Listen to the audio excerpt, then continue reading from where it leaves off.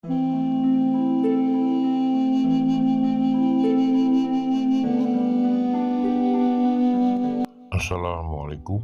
warahmatullahi wabarakatuh.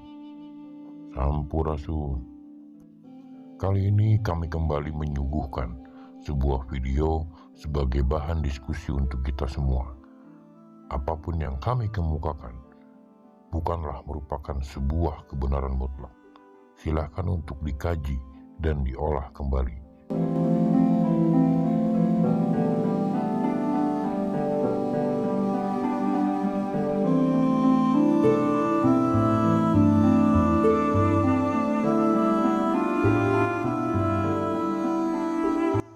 Dalam pendapat agamawan, pendapat mengenai asal mula kenabian seringkali dipandang sebagai titik tolak bagi pemahaman tentang sejarah manusia. Beberapa pandangan agama mengaitkan kemunculan Nabi Adam sebagai manusia pertama, walaupun dengan rentang waktu yang bervariasi.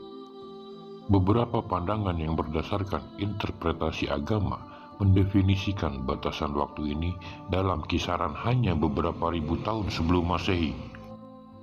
Sementara pandangan ilmiah dengan bukti arkeologi, antropologi, dan penelitian genetika mengarahkan kita pada periode puluhan ribu hingga ratusan ribu tahun yang silam. Di tengah perbedaan pandangan ini, muncullah pertanyaan yang menarik. Jika Nabi Adam adalah manusia pertama, mengapa ada situs-situs arkeologi yang jauh lebih tua darinya? Pertanyaan ini telah membuka jendela diskusi yang serius mengenai hubungan antara keyakinan agama, temuan ilmiah, dan interpretasi sejarah. Dalam video ini, kita akan menjelajahi pandangan umum terkait usia munculnya Nabi Adam menurut berbagai sumber agama dan ilmiah. Kita akan melihat bagaimana tafsiran para pemuka agama bisa runtuh ketika dihadapkan dengan fakta ilmiah.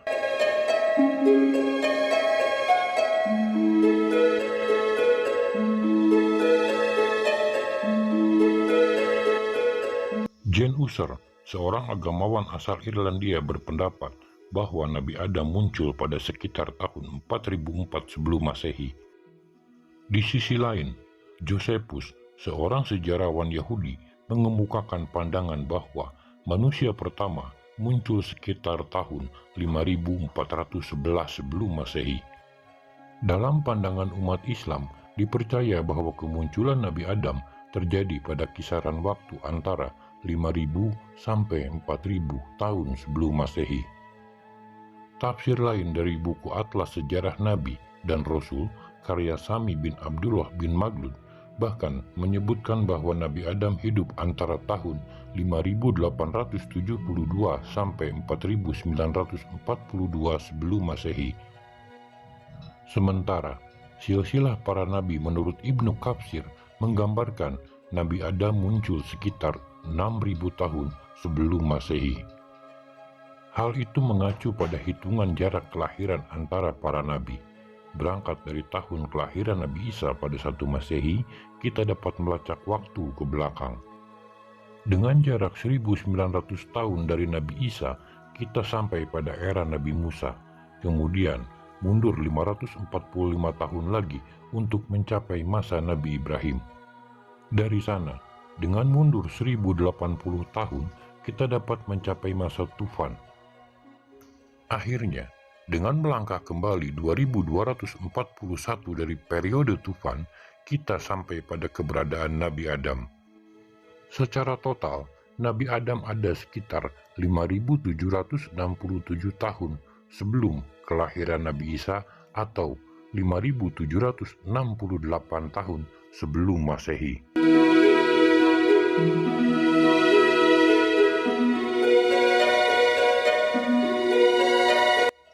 Para sejarawan dan ilmuwan juga memberikan pandangan mereka berdasarkan penafsiran kitab suci.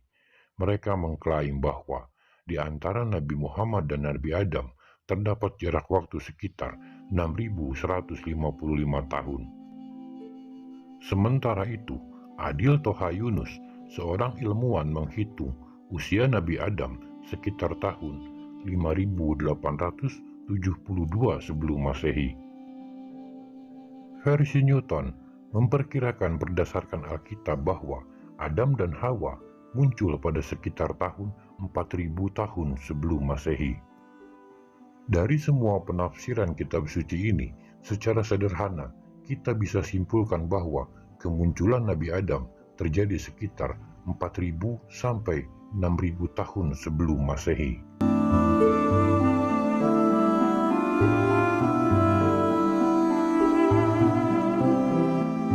Berbagai fakta ilmiah menunjukkan bahwa manusia telah mencapai kemajuan yang signifikan di masa yang jauh sebelum usia yang diperkirakan munculnya Nabi Adam. Salah satu contoh mencolok adalah peradaban lembah Sungai Indus yang telah ada pada periode sekitar 6000 sampai 7000 tahun sebelum Masehi. Bukti-bukti arkeologi menunjukkan adanya perkotaan yang kompleks, sistem drainase yang canggih, dan bahkan tata kota yang teratur.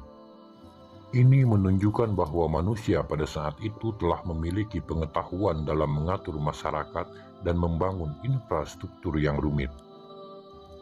Tidak hanya di lembah Sungai Indus, tetapi di berbagai belahan dunia juga terdapat bukti-bukti pencapaian peradaban di masa prasejarah yang menggemparkan. Di Iran, manusia telah mengenal aluminium pada sekitar tahun 7000 sebelum Masehi.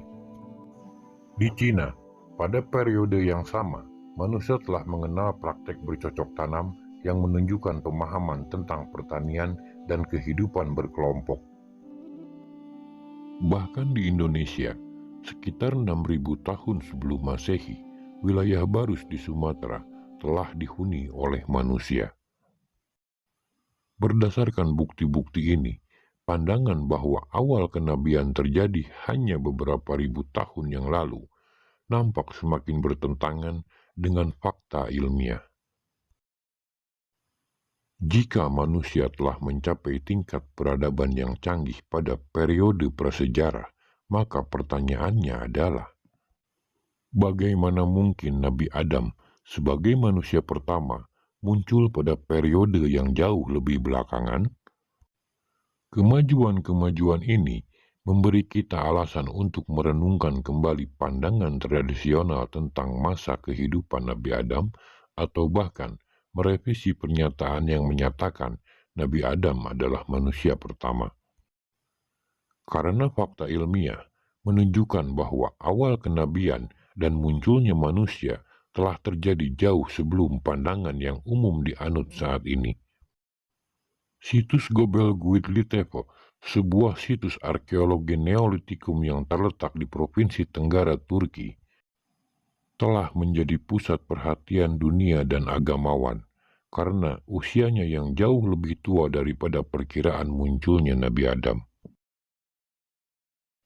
Situs ini memiliki usia sekitar 12.000 tahun dan dianggap sebagai salah satu penemuan arkeologi paling mengesankan dalam sejarah peradaban manusia. Pemimpin kota Sanirfa, Jenal Abidin Bieskol, mengemukakan pandangannya yang kontroversial bahwa patung-patung di Göbekli Litevo memiliki kesan yang mirip dengan alien. Dia menyatakan bahwa patung-patung ini tampaknya berasal dari tempat lain, dan pandangan inilah yang telah menambah nuansa misterius pada situs ini.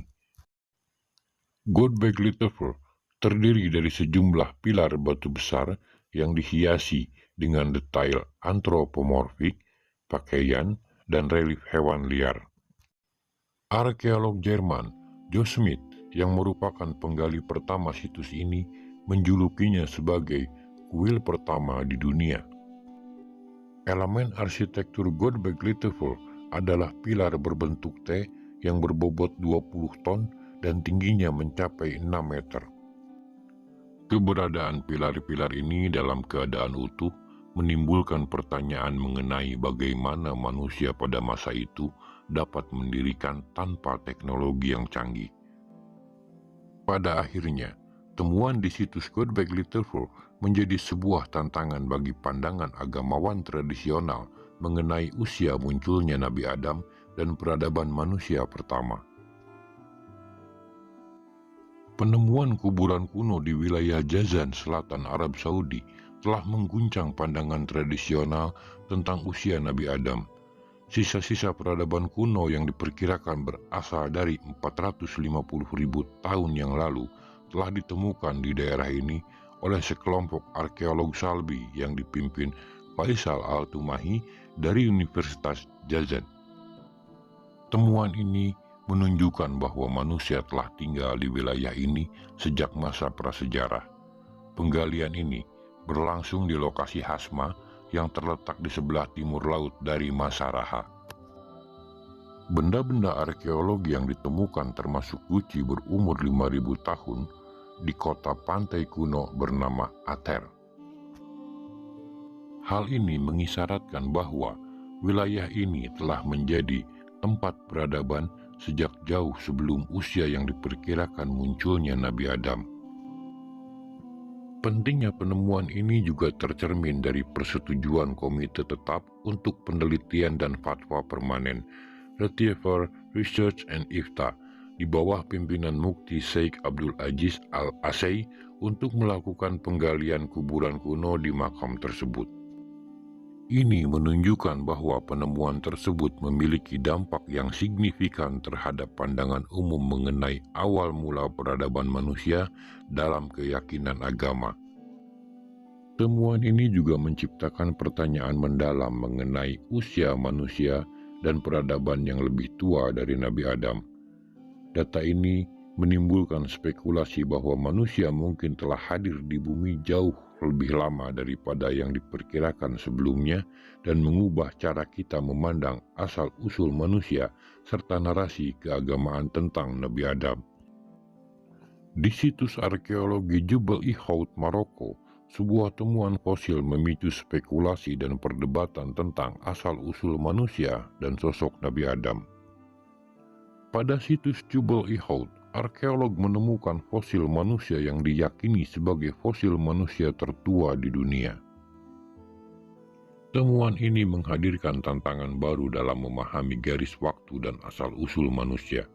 Fosil tersebut termasuk fosil 3 orang dewasa, 1 remaja, dan 1 anak berumur sekitar 8 tahun.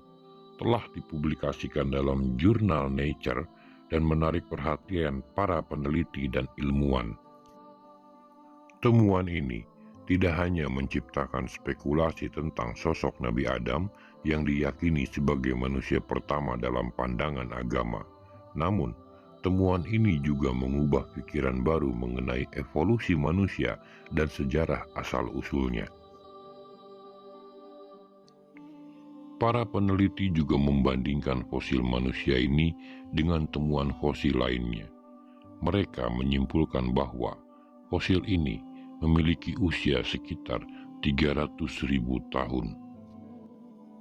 Dalam konteks pandangan agama, temuan ini memicu pertanyaan mengenai sosok Nabi Adam. Beberapa orang percaya bahwa Nabi Adam adalah manusia pertama yang ditempatkan di Taman Eden. Namun, penemuan fosil ini menunjukkan bahwa evolusi manusia dan asal-usulnya adalah proses yang kompleks dan terjadi di berbagai tempat di Afrika. Kesimpulan ini mengingatkan kita untuk tetap terbuka terhadap berbagai sudut pandang dan penemuan yang terus berkembang. Situs Gunung Padang di Cianjur, Jawa Barat juga telah membuka pandangan baru terkait asal-usul peradaban manusia.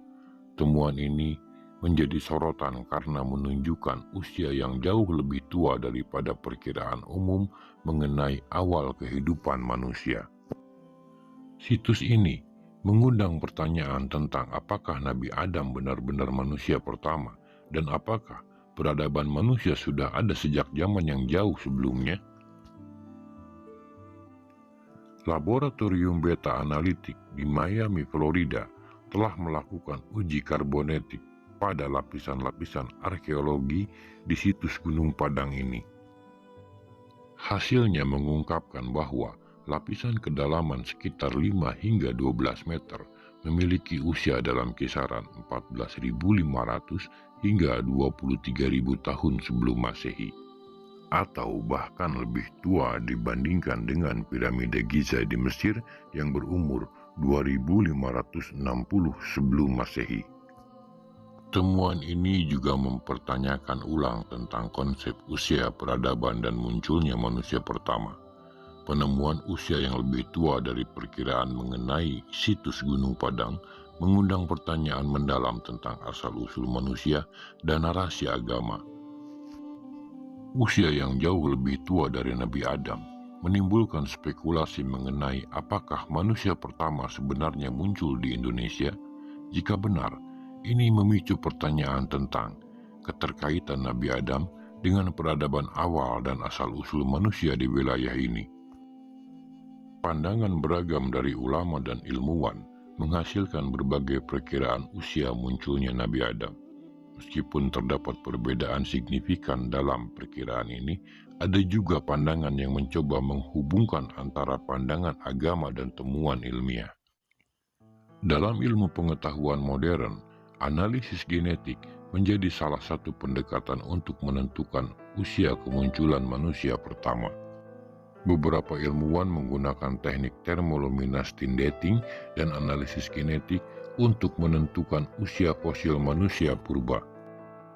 Sejumlah penelitian ilmiah menunjukkan perbedaan usia antara Adam dan Hawa berdasarkan analisis kromosom Y dan DNA mitokondria. Namun, ada juga pandangan yang berusaha untuk menempatkan usia kemunculan Adam dan Hawa dalam rentang waktu yang sama. Tim ilmuwan dari Inggris mengklaim bahwa sosok yang mereka anggap sebagai Adam tinggal di bumi sekitar 209.000 tahun yang lalu. Sebelumnya, tim peneliti dari University of Arizona menyimpulkan Adam jauh lebih tua daripada Hawa. Hal ini berdasarkan bukti bahwa kromosom Y hadir 338.000 tahun yang lalu, jauh sebelum evolusi manusia. Studi yang dipimpin Dr. Alan N. Hay dari University of Sheffield dan Dr. Dan Grau dari University of Houston mengklaim bahwa mereka telah menempatkan Adam di satu tempat yang tepat, yaitu dalam evolusi sejarah manusia, bukan langsung dewasa. Akhirnya, debat ilmiah mengenai usia munculnya manusia pertama dan implikasinya terhadap pandangan agama ini mengajarkan kita pentingnya mempertimbangkan fakta ilmiah sekaligus menghargai keyakinan spiritual individu dan komunitas. Dalam dunia yang semakin kompleks dan beragam ini, pemahaman kita tentang asal-usul manusia dan peradaban juga semakin kompleks.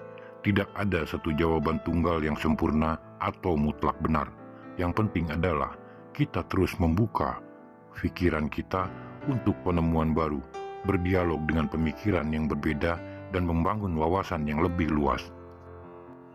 Sebuah pendekatan yang terbuka berdasarkan penelitian yang teliti dan penghormatan terhadap moralitas pandangan dapat membantu masyarakat bergerak maju dengan cara berwawasan dan inklusif, bukan serta-merta taklif buta tanpa bukti yang bisa dipertanggungjawabkan.